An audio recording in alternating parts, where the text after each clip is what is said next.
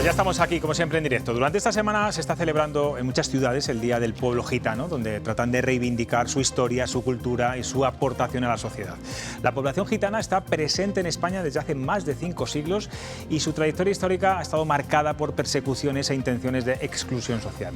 Actualmente, la población gitana española se calcula en alrededor de 750.000 personas, repartidas sobre todo en las comunidades de Andalucía, Cataluña, Valencia y Madrid. Castilla y León cuenta con un censo de 26.500, es la sexta con mayor población.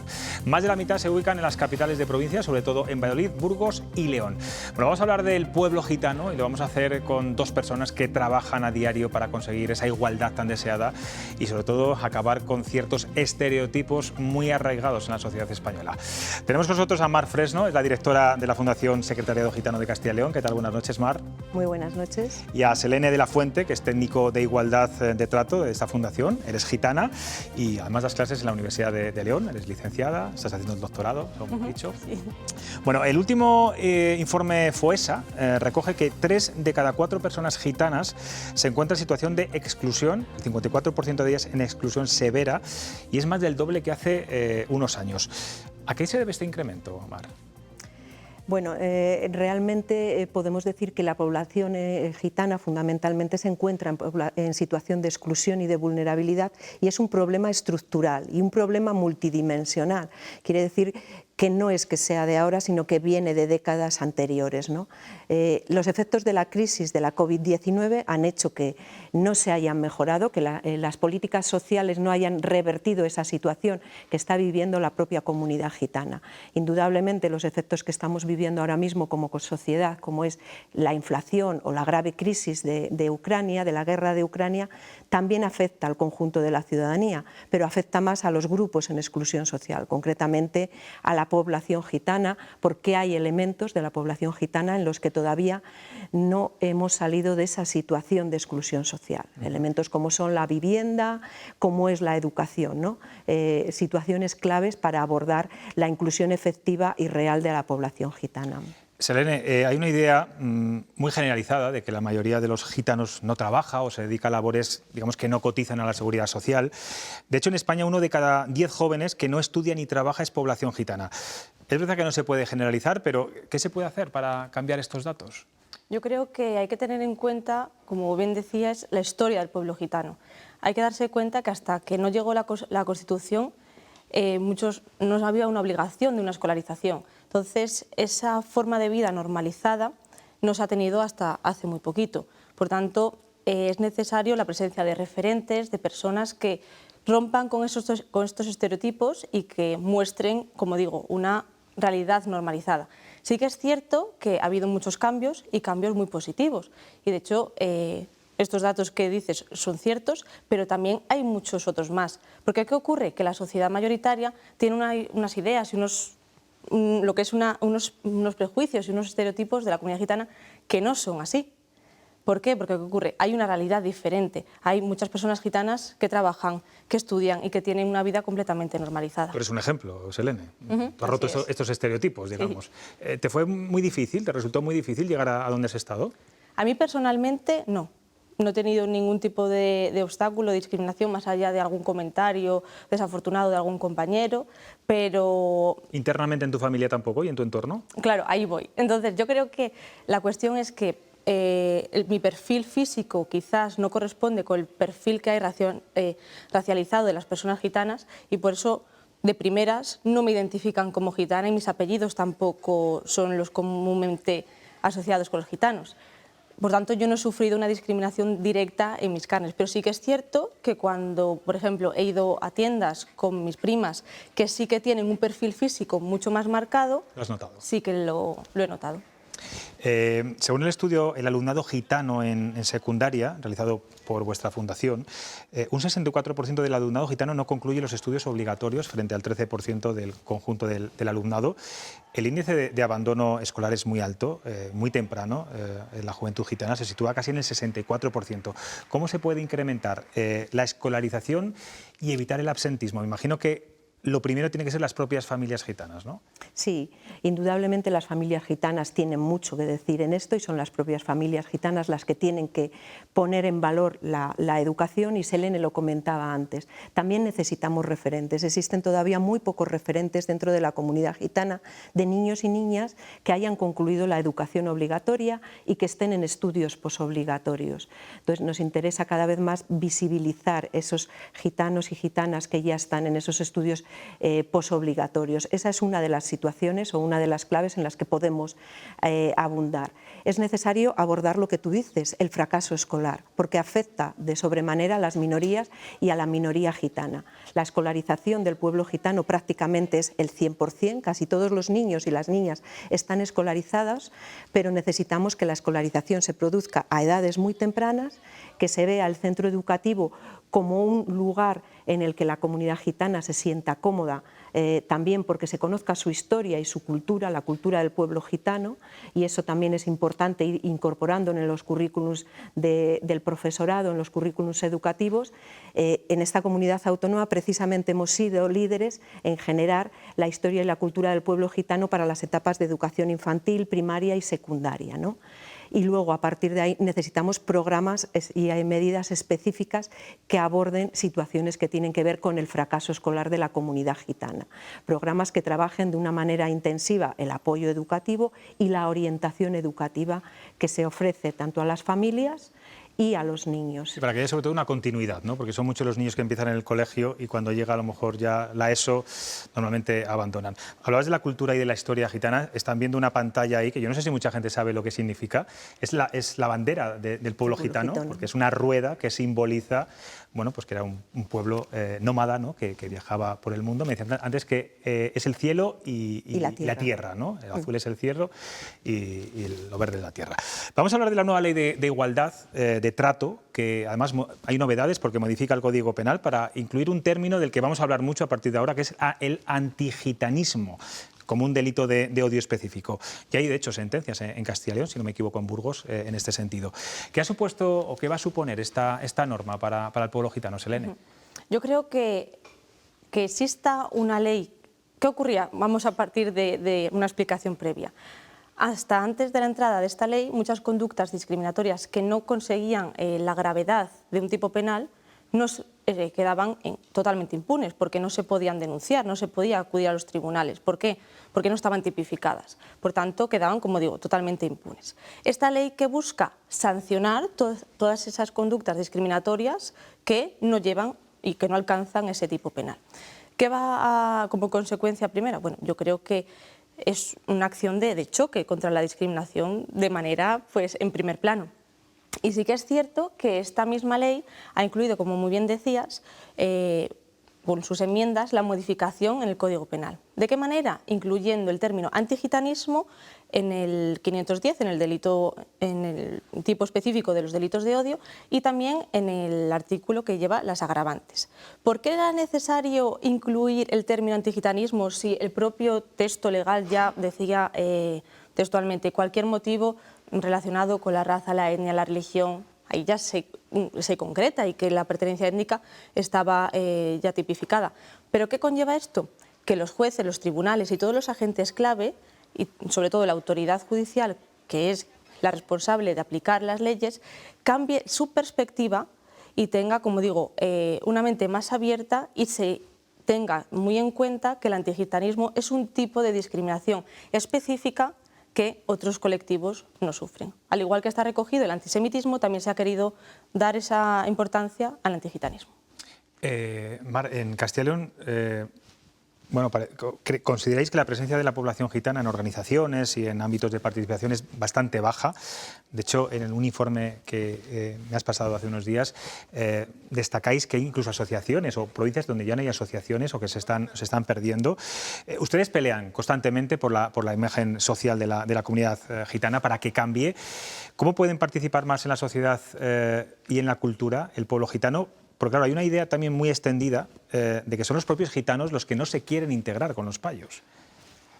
Sí, bueno, ese también hay una idea extendida, un prejuicio o un estereotipo, ¿no? Indudablemente el informe que pasaba y que hablaba es eso, el movimiento asociativo gitano de Castilla y León es un movimiento asociativo muy escaso, casi residual y con muy poca presencia, por contra de otras comunidades autónomas donde existen movimientos asociativos muy fuertes, y eso también te permite que de alguna manera todo lo que vas demandando hacia los poderes públicos lo puedas hacer consensuadamente y colegiadamente y con la voz de aquellos que son los ciudadanos que precisamente sienten en primera persona esa necesidad, ¿no? Hablábamos de la posibilidad de participación, de la necesidad de participación de la comunidad gitana en todos los ámbitos, en el ámbito educativo, en el ámbito político, y esta etapa que estamos viviendo... Hay 3 diputados en el Congreso Nacional que son gitanos. Exactamente, esta etapa es muy importante porque hay 3 diputados gitanos de diferentes formaciones políticas que precisamente lo que han avanzado es que haya una subcomisión y que se haya aprobado recientemente un pacto contra el antigitanismo y la inclusión social del pueblo gitano. Indudablemente es la voz de aquellas personas que representan el sentir de un pueblo. Entonces esos niveles de participación a nivel de política o de otros estamentos todavía no son grandes niveles de participación. Necesitamos que se avance mucho más en ello. Yo creo que a la sociedad en general nos cuesta la participación, no es algo en exclusivo de la comunidad gitana. A la sociedad en general nos cuesta y a la propia comunidad gitana también más. Entonces es muy necesario que se avance en eso. Y que a la hora de avanzar en esos movimientos asociativos también la mujer esté presente, el tema de género esté muy presente, ¿no? Es muy importante avanzar en las cuestiones de género de la comunidad gitana. Claro, pero la ley gitana y las costumbres gitanas siempre se ha dicho que son muy machistas. Eso sigue siendo así. Selene, me imagino que no sé si lo has sufrido en tus carnes. ¿Cómo se puede avanzar, o no sé si se ha avanzado en los últimos años en ese sentido, para evitar ciertos comportamientos, ciertas costumbres? Los patriarcas gitanos siempre son hombres. Sí. A mí me gustaría dar un matiz a esa afirmación, y es que la sociedad es machista. Por tanto, la comunidad gitana, como miembros de la sociedad española... Hay muchos artículos que dicen, y es verdad eso que dices tú, que somos igual de machistas los hombres, payos, digamos, que los hombres gitanos. Lo que pasa es que es verdad que a veces parece, no sé, muy contradictorio, ¿no? Explícanos. Entonces, como digo, la comunidad gitana forma parte de la sociedad y, por tanto, tiene unos usos y unas costumbres. Por tanto, entonces, sí que hay cierto machismo, pero no mucho más lejos que el que hay en la sociedad mayoritaria. ¿Qué ocurre? Que quizás ese desfase generacional, yo siempre lo digo con que la comunidad gitana es un reflejo de la sociedad española mayoritaria hace unos años atrás. Entonces, por eso digo, no creo que haya ciertas conductas discriminatorias, o sea, machistas específicas del pueblo gitano, porque muchas de ellas que se creen que son machistas no tienen nada que ver. Y no hay un patriarcado, de hecho, sí que en las casas hay un matriarcado y la mujer tiene ese rol de dotar de valores, de educar, que el hombre no lo tiene. Cuando hablamos de la integración de los gitanos al resto de la sociedad, uno se le viene a la cabeza una imagen que es la de los poblados gitanos, los guetos muchas veces, ¿no? de gitanos. Da la sensación de que los gitanos quieren vivir siempre juntos. Yo no sé, esas políticas o esos proyectos de realojo que bueno, se han dado en muchas ciudades, aquí por ejemplo en Valladolid, si han surtido efectos, si realmente sirven para algo. Claro. Realmente las políticas de realojo han servido para mucho, han servido para que la población gitana pueda salir de una situación de infravivienda en la que estaba viviendo. Pero es cierto que todavía quedan, aunque muy residualmente, situaciones de segregación y situaciones de chabolismo. Esta comunidad autónoma no es de las cada vez menos, comunidades... En Castilla y León se han reducido muchísimo. Exactamente. Actualmente además se está realojando uno de los poblados más grandes que existen en esta comunidad autónoma en la localidad de Burgos, pero quedan otras provincias que todavía soportan ese chabolismo, ¿no? Y referente a lo que tú decías del proceso de dispersión de la propia población, a veces no tienes los elementos necesarios para hacer una buena dispersión, indudablemente, y te vas a barrios donde el nivel económico de las viviendas es más bajo, pero también vemos... Yo pregunto una cosa muy concreta, Mar. Cuando hay un poblado gitano y se lleva a cabo un proyecto de realojo en el que las familias se dispersan por diferentes barrios, ¿esa integración funciona o no funciona? Funciona. Tenemos provincias y provincias de Castilla y León donde el realojo ha sido posible hacerlo en todos los barrios, hacer un realojo de dispersión de familias, trabajar con las familias con procesos de acompañamiento a lo que es la vivienda normalizada y funciona. y realmente funciona. Hay en otros sitios donde, bueno, pues a veces se ha concentrado más población gitana y terminan siendo barrios más vulnerables, donde viven más población gitana o más población con unos escasos recursos económicos. Pero también es cierto que aquellos gitanos y gitanas que pueden salir de esos barrios y de esos entornos lo han hecho. ¿Y la Administración está trabajando por buscar una vivienda digna muchas veces a esta población? Por esa infravivienda y esas condiciones a veces, bueno, son muchas familias normalmente las que viven en un piso de 40 metros, de 50 metros. Yo creo que ahora mismo se dan los elementos para que se pueda hacer y en general se están haciendo. Quedan una situación muy residual y muy estructural del chabolismo que depende, como tú bien dices, de la voluntad de los políticos. Y eso es lo que tiene que marcar, que haya voluntad política de quienes lideran las políticas de vivienda o políticas de otro tipo para que aborden esas situaciones de determinadas localidades, sabiendo que van a ser situaciones complicadas. Y que eso a veces a los políticos no presiona, sino todo lo contrario, la sociedad en general presiona a veces para que no se produzcan esos realojos o para que no se produzca esa dispersión de la población gitana. Habláis, Helene, de los gitanos invisibles muchas veces. Tú eres un caso, yo creo, ¿no? Hoy no, hoy estás aquí, hoy estás aquí en la televisión, pero hablamos de matrimonios mixtos, por ejemplo, de chicas que trabajan de cara al público, universitarias. Hablamos antes también de esos diputados, que yo creo que mucha gente no sabe que hay 3 diputados en el Congreso que son gitanos.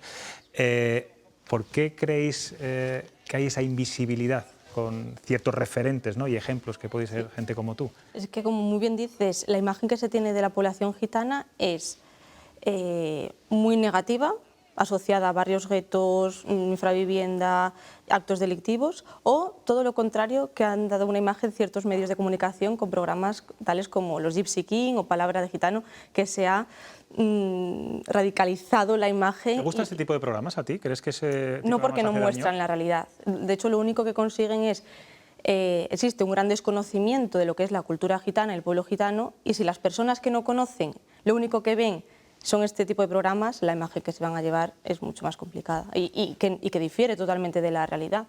Entonces yo creo que en lo que hay que indagar y hacer políticas y sobre todo mostrar la realidad verdadera. Como decías, hay parejas mixtas, hay personas gitanas que estudiamos, que tenemos un trabajo normalizado y ya no solamente, son personas referentes, pero además en muchos ámbitos, salud, educación, cualquier tipo de esfera vital, hay una persona gitana que se dedica a ello. Seguiría preguntándonos muchas cosas, pero aquí hay 3 tertulianos que también quieren hacer preguntas. Susana Hijado. Hola, buenas noches. Mi pregunta va para Mar. ¿Cuánto daño hace el colectivo gitano a la integración y a la imagen del propio colectivo gitano? Quiero decir, ¿cuánto daño hacen imágenes, por ejemplo, como los vídeos que hemos visto en Las Viudas, un barrio de Valladolid, para los espectadores que sean de fuera de Castilla y León, que la pasada madrugada la Policía Nacional fue a hacer una detención y 30 personas agredieron a los agentes para evitar esa detención? ¿Cuánto daño hace cierta parte del colectivo gitano al colectivo como conjunto? Pues mucho. Tú misma lo explicabas y es algo que todos los medios de comunicación hemos visto y es obvio. Lo que pasa es que a veces se generaliza tanto que por lo que hagan una serie de ciudadanos en una zona muy concreta, estás pensando que es el conjunto de la población gitana que vive en esta comunidad autónoma. Selene antes explicaba, hay mucha clase media, trabajadora, gitana, ciudadanos y ciudadanas como los que estamos hoy aquí, que son invisibles y que no se valora y no se pone en valor el esfuerzo que hacen todas estas familias para tener su trabajo, llevar a sus hijos al colegio y vivir de una manera digna. Entonces, este tipo de situaciones a veces llevan al traste esos avances que estamos viendo y que hoy estamos contando y suponen un retroceso. Te dolerá mucho ese tipo de imágenes, ¿no, Selene, a ti? Claro, pero aquí hay que tener en cuenta que los hechos delictivos no lo hace una persona que pertenece a una minoría, o sea, la pertenencia étnica no conlleva el ser autor de un delito, sino lo hace la condición de persona que quiere delinquir en ese momento. Entonces, claro, el problema es que se asocia. ¿Qué ocurre? Que si una persona que pertenece a la sociedad mayoritaria delinque, ya no se piensa que el resto de sociedad es del mismo estilo, ¿no? O va a seguir realizando este tipo de actos. Sin embargo, si lo hace una persona gitana o perteneciente a minorías, sí que ocurre. Ahí los medios de comunicación a veces también tenemos cierta culpa. Elena.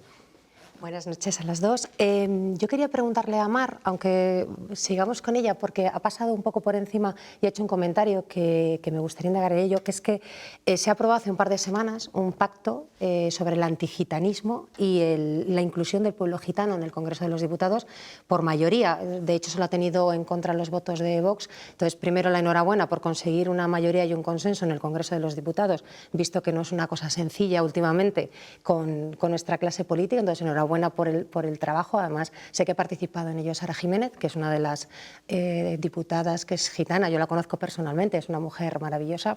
Y quería preguntaros, sí que he visto que hay declaraciones de vuestras asociaciones en las cuales dicen que lo que no se concretan son las prioridades o las políticas necesarias y urgentes. Sí que me gustaría que nos explicaras ahora que estamos viviendo una situación de crisis para todos, en vuestro caso, que al final el colectivo además es un colectivo especialmente vulnerable, ¿qué consideráis que son las políticas más prioritarias? O dicho de otra manera, ¿cómo podemos ayudar la sociedad a trabajar para la integración y para la igualdad del colectivo gitano? Sí, perfecto. Además, has hablado de nuestra presidenta, precisamente Sara Jiménez es la presidenta de Fundación Secretariado Gitano.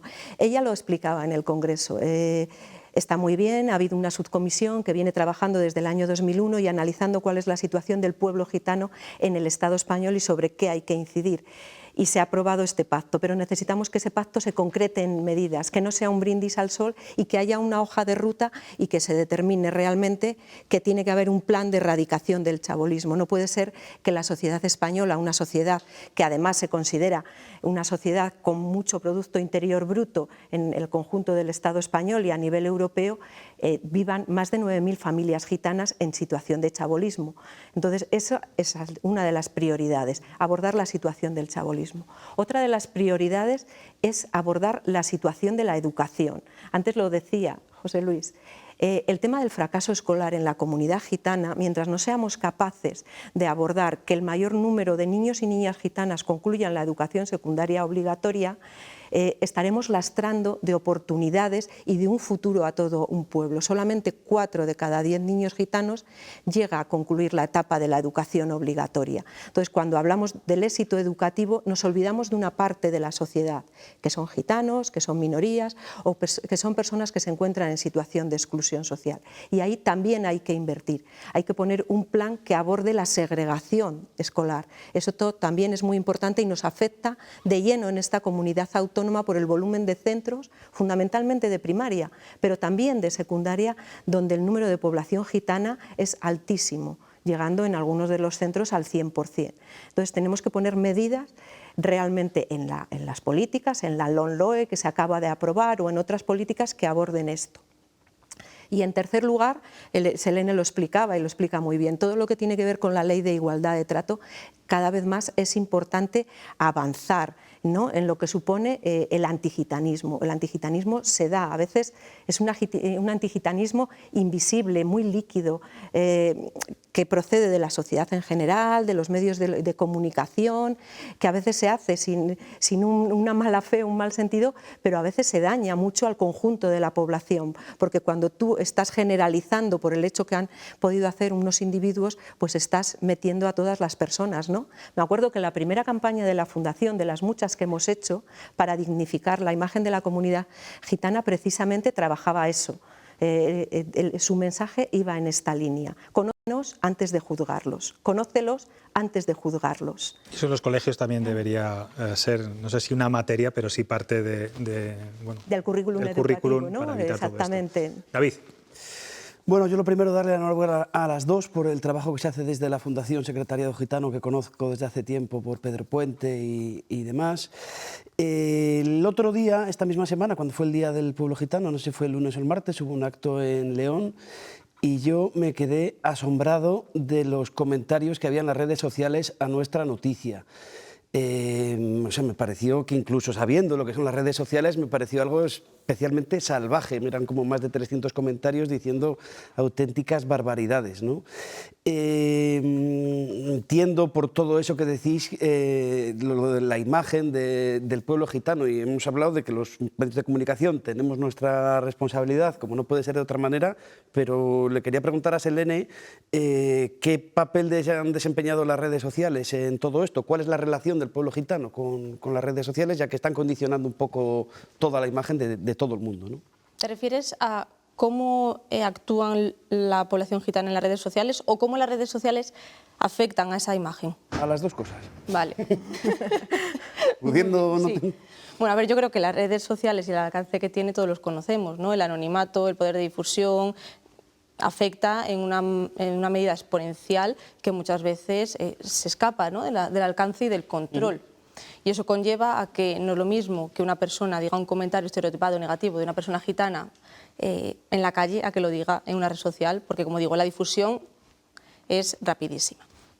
Entonces, ¿qué ocurre? Que ha aumentado y se da discurso de odio en las redes sociales y otras plataformas, que antes quizás ese discurso de odio era más complicado de que se diera, porque una de las características del discurso de odio, como digo, es esa difusión, el alcance y la gravedad y el daño que puede generar. Por lo tanto, estas plataformas hacen un flaco favor a lo que es la imagen social. Y, claro, en contraposición, la población gitana, como digo, como ciudadanos, también usan las redes sociales como cualquier otra persona. Por tanto, también suelen ser foco de comentarios y cualquier otras conductas que, si no estuvieran expuestos en las redes sociales, pues no podrían ser atacados. Pero, claro, lógicamente van a usar redes sociales como cualquier otro ciudadano. Hablabas antes, Selene, que alguna vez te ha pasado que vas a una tienda, tú no tienes un aspecto, digamos, prototipo de gitana, pero vas con amigas o familiares que sí lo son y se sienten discriminadas o ves esa discriminación. ¿Te ha tocado muchas veces tener que defender a tu familia, a tus amigos? Tú además, oye, que te expresas fenomenal. ¿Eso es muy diario? Muchísimo. De hecho, en la Fundación una de las tareas que llevo a cabo es detectar casos de discriminación, que van desde situaciones, como decía Mar, muy líquidas, muy normalizadas, como una persecución en un comercio, a denegación de acceso a bienes y servicios o, por ejemplo, no sé, vulneración de la tutela judicial efectiva. O sea, difiere y hay diferentes grados en la discriminación. Y, como digo, todas esas discriminaciones más usuales son las que se dan en gran medida. Pero que se den en gran medida no significa que, en este caso, yo que soy la responsable, las detecte. ¿Por qué? Porque la comunidad gitana se tiene tan normalizada esa discriminación que no se hace nada, no se denuncia. Esa es una de las causas. Pero luego también hay otras y tú causas. En esos talleres entiendo que das a muchas gente gitanas. ¿Qué les dices? Oye, ¿cómo se tiene que defender una chica o un chico gitano que nota una discriminación brutal en la calle o en un comercio? ¿Qué les recomiendas que hagan? Lo primero es que se armen de valor y que vayan adelante, porque no se puede consentir que se dé una vulneración del derecho a la igualdad de trato, que es un derecho humano, y que no pase nada. Entonces, es importante que la víctima sepa reconocer que está sufriendo una discriminación y también conozca qué herramientas jurídicas existen para la defensa de derechos. Porque, como digo, en muchas de las ocasiones, aparte de la que tienen muy normalizada la discriminación, desconocen qué herramientas existen. Y luego también otro aspecto que no juega a favor es el miedo a represalias o, por ejemplo, que vayas a una autoridad competente, a una institución garante de derechos y que por parte de esa institución también recibas una actitud, una respuesta discriminatoria. Entonces, todo esto empeora bastante los... Pues desde luego, bienvenida a esa ley. Exacto. Sobre todo ese término, que como decía yo al principio, vamos a empezar a utilizarlo mucho, que es el antigitanismo. Pues Mar, Selene, gracias de verdad por estar aquí. Selene además ha desplazado desde León y bueno, seguiremos luchando y seguiremos intentando dar visibilidad al pueblo gitano. No os gusta que os llamen colectivo gitano, ¿verdad? No, yo creo que eso es diferente. Vale. Lo que no nos gusta son palabras como clan. Clan. Clan gitano, eso no, vale. No responde. Colectivo sí, al igual que existen otros colectivos. Bueno, pues muchísimas gracias de verdad por haber estado aquí.